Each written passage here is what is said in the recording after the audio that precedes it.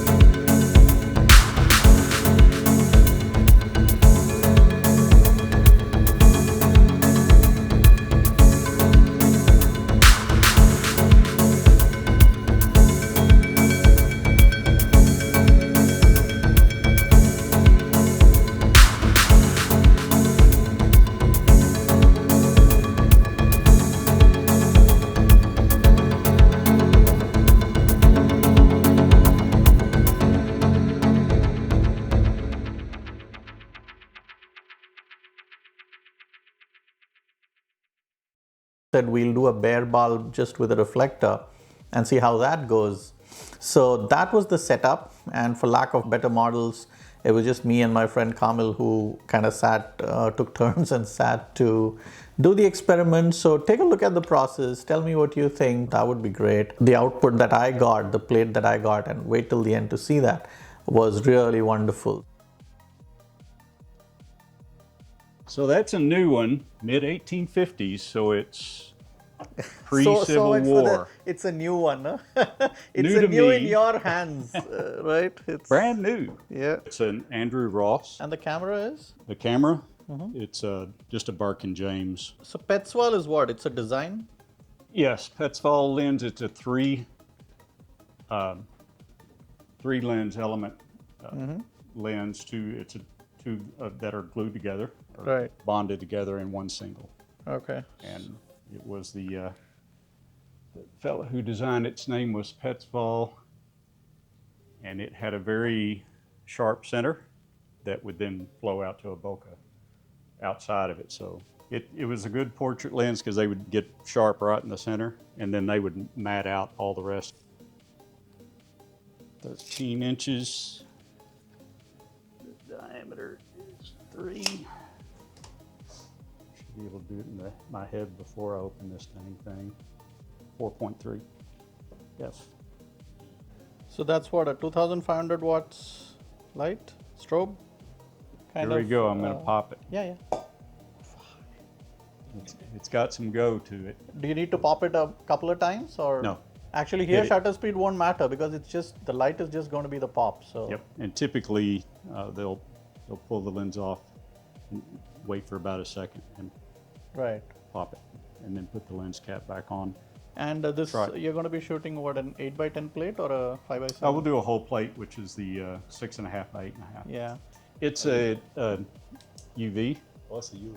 If I wanted to do a glow or the light on the background, I would pop this on it. If I shoot regular light, it won't show up, but if I put that on it, it lights it up because it's UV. Because that's susceptible UV to UV. sensitive, Yeah.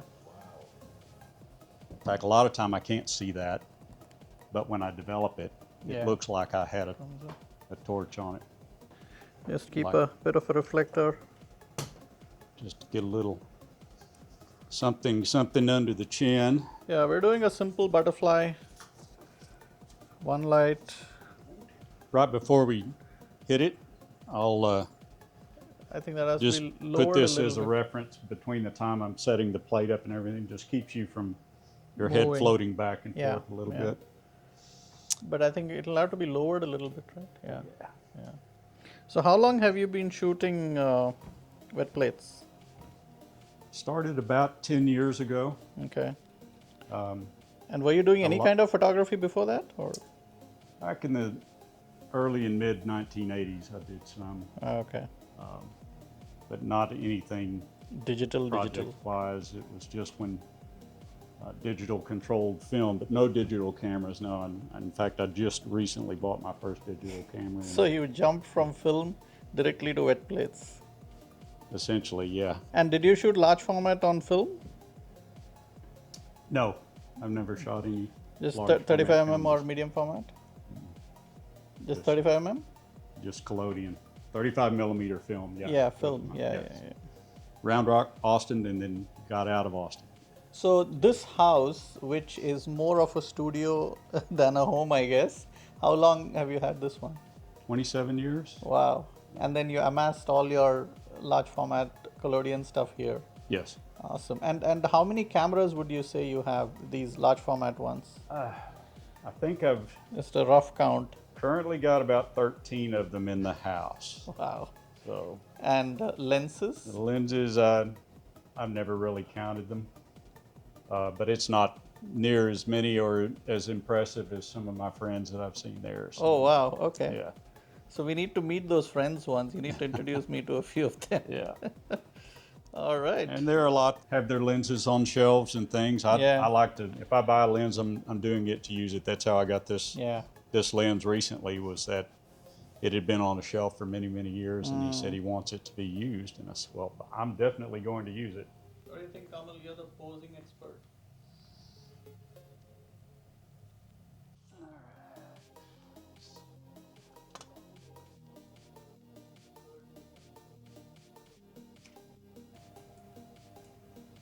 Down.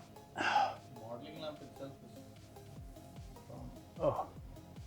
Somewhere water is getting in there, either through age, through the chemistry with the humidity, the way it's been. The chemistry is all hygroscopic, so it wants to absorb water. So what we are smelling is ether, right? It's a combination of all Basically the things. collodion. Yeah, it'll get pretty intense here. Shortly, I'll go ahead and get me a pour bottle. What, isn't it some bromide collodion? What is the chemical formula? Do you know? Cadmium bromide, Yeah. So that's and not- I'm using potassium iodide okay. instead of ammonium iodide. Right. Because I make a negative formula because I like to shoot negatives, Right. and it's a little different. The developer's a little different, Mm-hmm. but the developer actually, that recipe is very close to what I would mix anyway for summer Yeah. developing. It has to take a lot of restrainer. Everything happens quicker Mm-hmm. when things are hot, so to try to prevent fogging as much as possible. Mm-hmm. So what I'm doing here, this is my pour bottle. Mm-hmm. I mean my catch bottle, Yeah. and so I'm going to filter it back out. So I'm keep using this, and I've added. That's good for the test, right?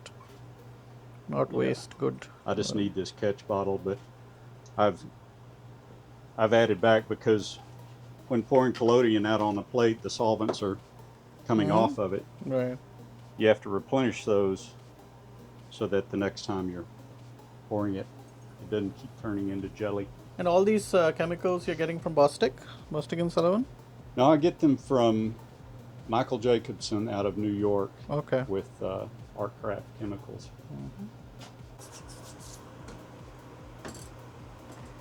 Now the sporing is the art. It's an absolute art. It has to spread evenly across the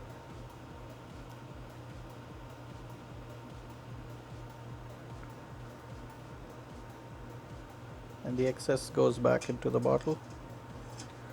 Now at this point it's still not light sensitive. No. This whole thing has to go inside silver nitrate, and the reaction that happens there makes it light sensitive. Correct. So from that point onwards, it has to be inside the film holder so that there is no light on the plate. Right. You can see how much humidity Wow, is is that in moisture? here. Yeah.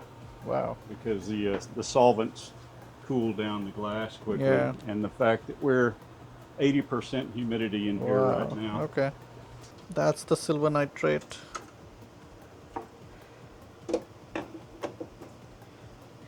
And silver nitrate is pretty infamous for leaving black marks.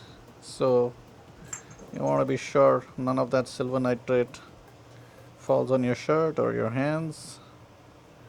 Leaves a mark which can be visible for weeks. Okay, so now once we pull the plate out of the silver nitrate, it has to go into the holder.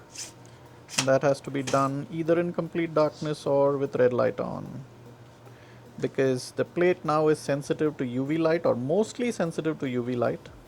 It actually might already be done because 3 minutes is a target. It doesn't really matter. In hot weather, it could be 2 minutes. In cold weather, it could be 6 minutes. So there's nothing like oversensitive or undersensitive, yes, but maybe not oversensitive. Yeah, it can cause problems for sure.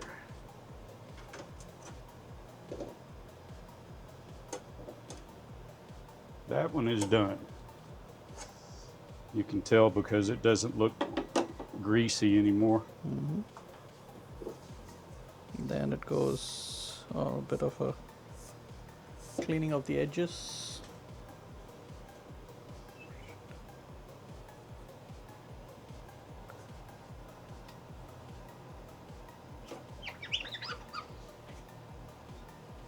Small plate.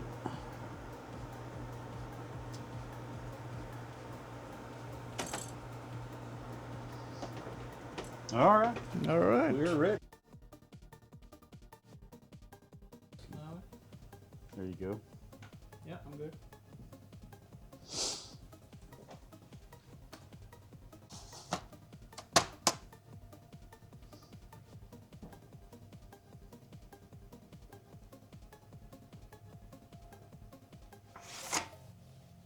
Ready? You can open them, but in 3, 2, 1. Here we go. Got it. Let's see what that did. Because I have no idea.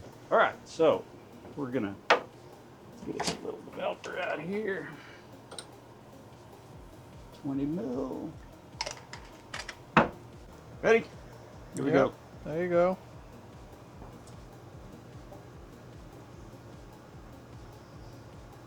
You probably need more alcohol.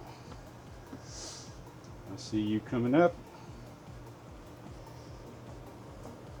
There it is. So this is a negative plate, is it? It's a negative developer, but I think, it allows me to get there a little quicker.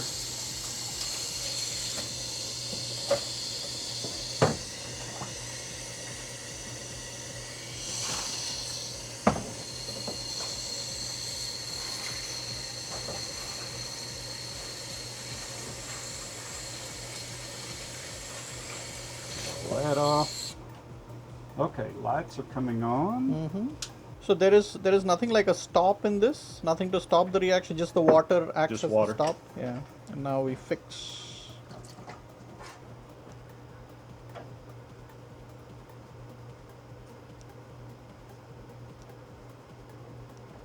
And there Ooh. is PV. Not bad at all. I think the exposure was The shadow, good. what I was seeing is the shadow on your arm from the yeah, opposite side of yeah. the flash. So a little harsh on that side. Yeah, it's a bare light, right? So Now the exposure, because I was developing slow, I could keep pushing it, but because I'm not trying to make a negative here, right, I mean, we right. can. If you wanted to print to silver Yeah, gelatin, you would need a lot more than this, but correct. um, But then we are doing the flash. So how about popping the thing twice while it's open? I would, yes, we can try You that. can try that.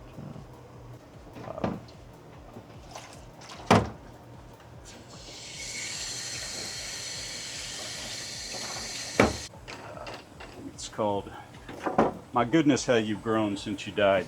It's exploring cemetery graves that have trees growing out of them. Oh wow. All right.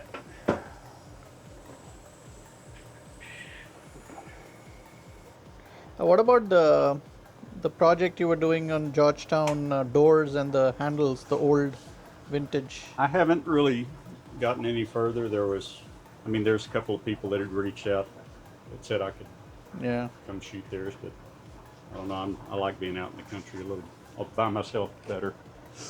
Um, I've got a couple of other projects dealing with Texas history. I still like doing Georgetown, Mm-hmm. and I want to publish some of the original stories that I did based around Georgetown Yeah. stuff. And I'll keep doing that. But I've got some others on the history of not just Georgetown, but more of Texas and the Texas Revolution. So this is round two. Round one was a tad underexposed. So we're going to do two pops, but then we're going to put an umbrella on top so that it doesn't overexpose, and then see how that goes. Changing gloves to try to prevent contamination and bad things. I do dry collodion that it typically will take me about anywhere from 10 to 20 minutes to develop Oh wow. the glass. So that's why I sit right here, and you develop that in a blend of pyrogallic acid and silver nitrate, dropping it in, and over time it will develop that plate. For these, if I'm out in the field and I get a shot I like, but it's weak, then I redevelop it here and coat it with iodine, make it light sensitive again, take it outside and let the sun hit it, and then come back in and redevelop it, and I can increase the density. Oh, But I have a okay. lot of control that way. Nice. So I could take that and make a negative of Yeah. it now, unless I let it dry out, and then I couldn't.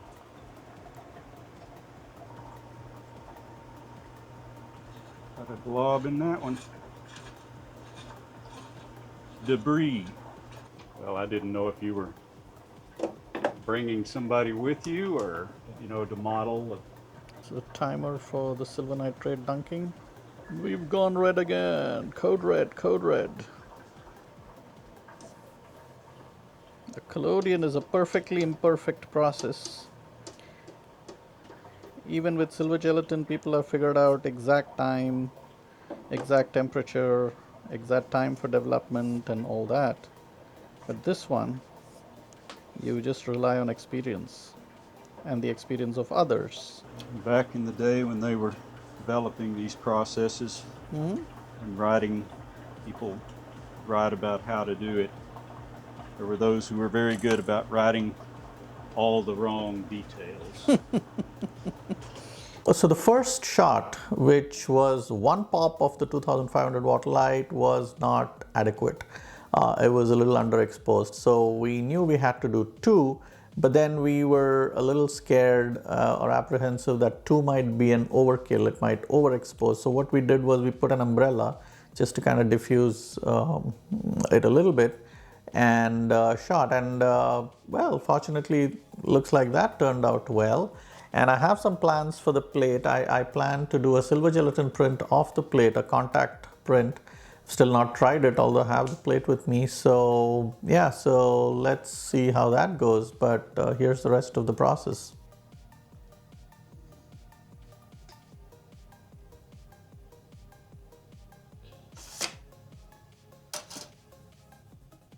Here we go in 3, 2, 1. 1, to clear. And back to the fun house. And it's still flowing good. Wow, that's even slower. Oh. So I guess the umbrella But- took away a lot of light. Maybe, but it may be a better quality light. Yeah, soft. So do you adjust the developing time? You really see when the What are called spangles. oh yeah, this is darker, but that's okay. I think we're good. That is a softer light, Yeah, not as harsh on the shadow. yeah. Before it's mixed into the collodion, that's the bad stuff. That's why they dip the tips of their bullets in cadmium bromide to shoot Godzilla, because it would kill him. And the cadmium bromide is in the collodion, or okay. Cadmium bromide and ammonium iodide. Ammonium, or the iodide, is what gives it the red color. Right. And those two together,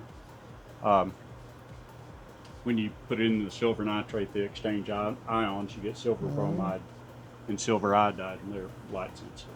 And then how much UV is out there, and then knowing which lens I'm using, I can pretty well dial in on how long my exposure will be.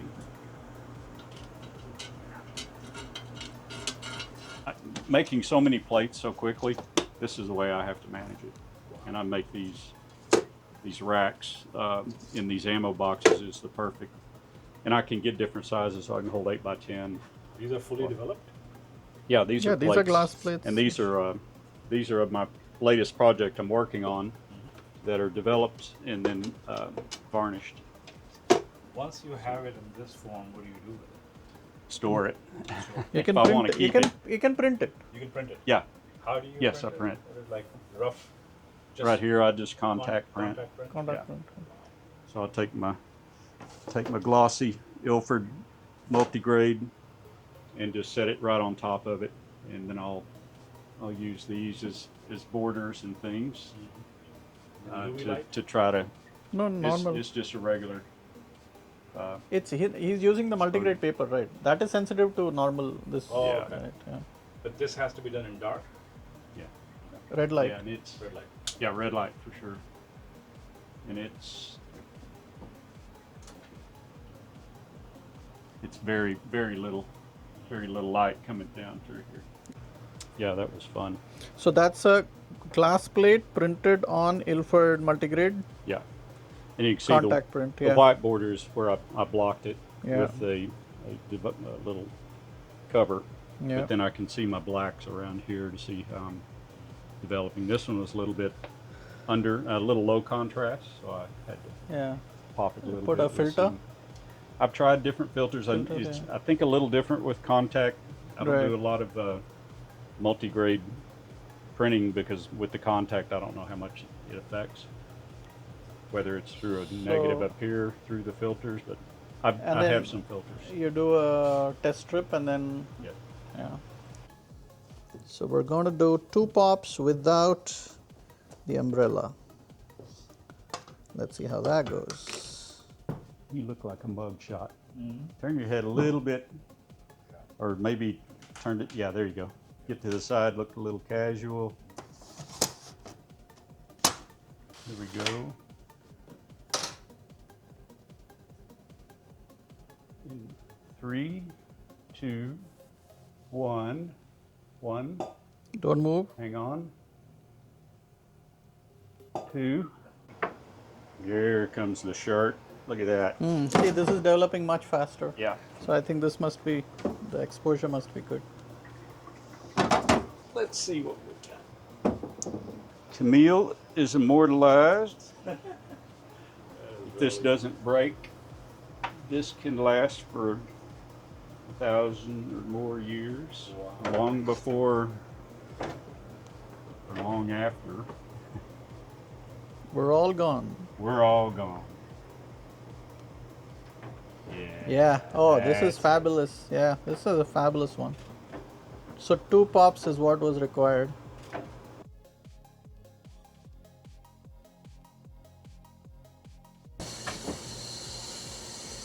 up a little So when you quicker. say hotter chemical, what does that mean? More ferrous sulfate, more iron, Oh, so it okay. reacts quicker. But I did add a gram of sugar to try to slow it down for the heat. This time of year, you go through sugar. Oh, okay. Over there. Yeah, I think the exposure is good. Yep. Blacks are black. The skin is good. So Tom, why collodion? Why ambrotype? What was your what endeared you to this process versus so many other The photography? craft, the craft of it. I like working with my hands, Yeah, whether it's with wood or anything. I like making things, not yeah, just. I've never done much with digital of anything, but if it's a handmade process, that's what I like doing. and you And just learned. problem solving as well. Oh yeah, and you just learned by experimentation when you started 10 years back. I did study some of the people who were bringing it back into popularity. Mark Osterman is one of the leaders of it. Okay. Well, John Coffer was who I got my first information from, Right. and that's where I started learning from his writing. And then Mark Osterman and Quinn Jacobson, they did a good, beautiful job of documenting the Right. process Yeah. and the dangers and things to watch out for, and the way to do it right. And who's that lady who photographs her family on large format? Yeah, What's Sally Sally Mann. Mann? Sally Mann. And Yeah. Sally Mann learned from Mark Osterman. Ah, okay. And Mark Osterman has trained me as well. I've done Nice. some workshop with him online. I haven't got to do an Right. in-person workshop with him. He's in Rochester, New York. And he was the historic process head of the department at George Eastman House. Oh wow. So for a number of years. But yeah, it's fun. Yeah. It can be is. aggravating if you don't have patience, then it's not for you. You got to be one that enjoys trying to problem solve And enjoys a little bit of chemistry. yep. And I'm not one that's trying to go for perfection. There are those that do, and that's their thing. Mine, I just enjoy the process, and even if I don't get something beautiful out of it, sometimes the not so perfect is more beautiful Oh than the no, perfect. absolutely. I think there is a lot of beauty in imperfection. I think one of the things that digital has done away with is appreciating imperfection. Yes, It's absolutely. kind of your pixel peeping to the nth level, and you want everything absolutely sharp and perfectly exposed and blah blah. That you sometimes forget how beautiful this can be.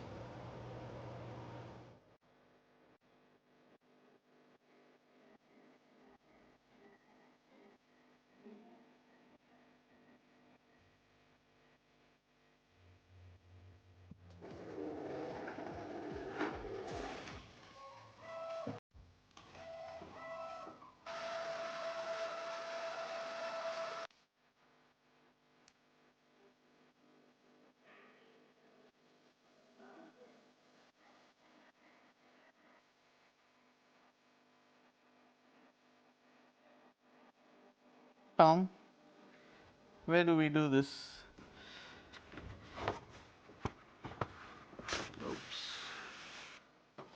Oh my goodness. Look at This that. is on velvet fine art paper. Oh wow. It's a archival print, so it'll last about 100 years plus, as Beautiful. long as it's not physically torn.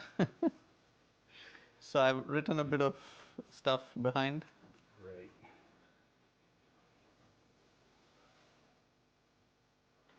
Thank you so much. Thank you. This is Thank you for wonderful. everything. I love it. So just want to, Off yeah, screen, just want to perfect. capture the whole Yeah, essence that's of great.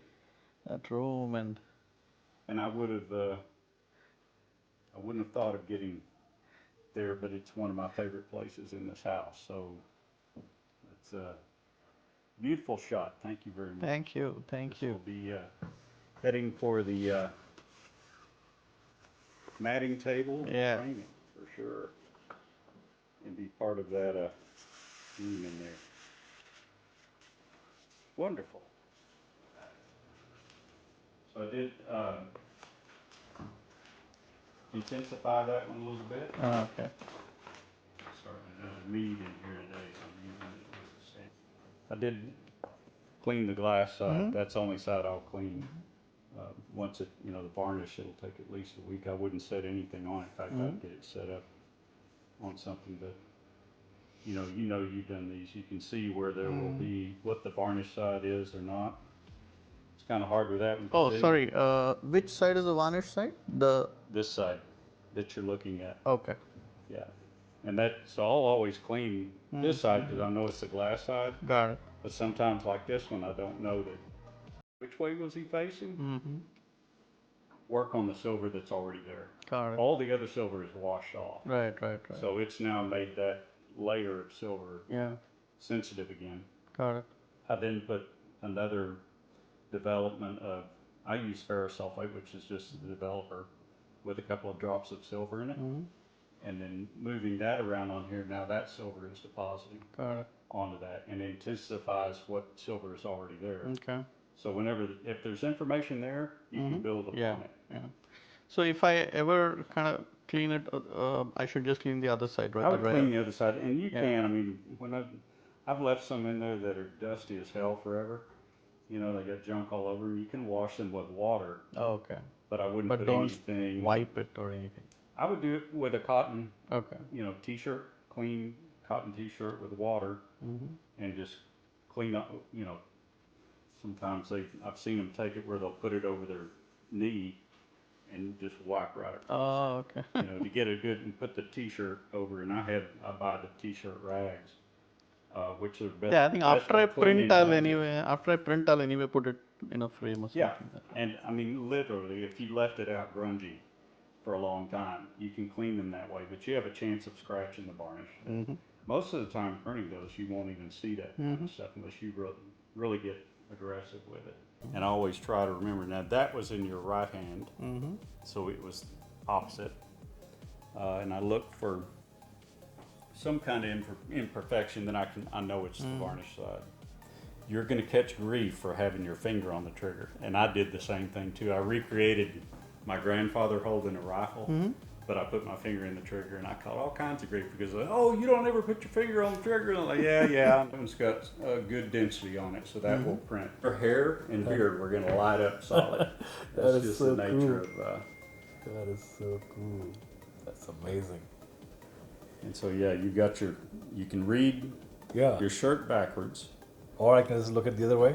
When it prints, you gotta look at it'll be it. going this way, and Oh, okay. it'll be right side up. The right side up. Yeah. A little varnish on my hands, or my fingers, and it'll stick to the plate. So I've got to go in there with a razor and clean off all the gunk, and then I hit it with alcohol and do a final wipe down. Cool. Oh, that's how you take a picture of that. And there's no, Nice. and this way, because there's so many opportunities for me to screw them up, That is really That's cool. a good idea.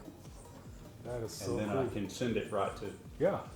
So hope you liked that video, and give me your feedback. What do you think about it? Any comments, leave it below. If you want to see a few more, I'm planning to do one more with a person who is very prolific in shooting film, and he's so fast.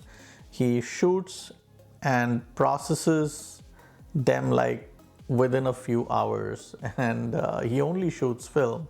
So very interesting. He has a Jobo, and he really loves his film. He also shoots videos on film, so that's probably going to be the next one. So stay tuned, subscribe. It really helps independent guys like me. No sponsors, nothing. I just do this for the love of it. So yeah, hit the subscribe button, and see you soon. Thank you.